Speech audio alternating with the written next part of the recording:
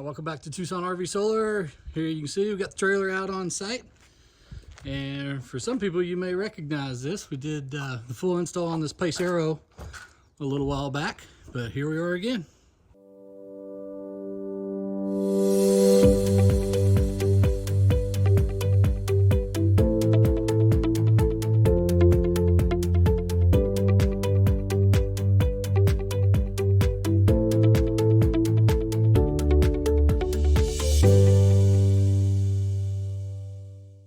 So just doing some upgrades today.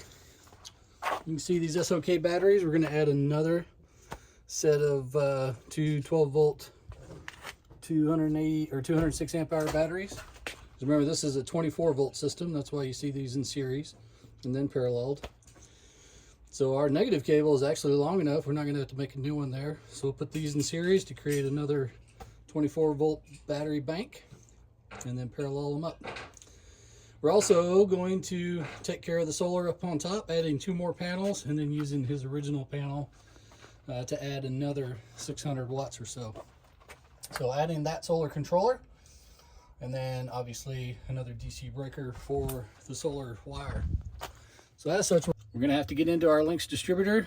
So since it's only 30 amp, we're going to be able to connect right to our positive and negative on the right side of the links and then fuse those separately.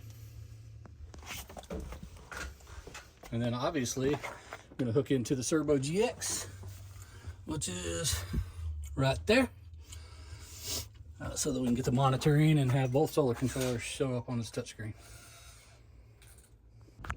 All right, here we are up on the roof with a completed product. So you can see the additional panel there and there that Todd added.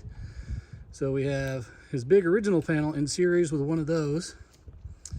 And then we paralleled them with the one in the back, and got different voltages. So what that does is actually drag these two down just a bit, but he's still getting at least 100 watts out of the big original panel. So about 500 watts total out of this. Definitely better than what he had before. And then that's going into the original plug there, which we then wired in underneath, which you'll see in just a second.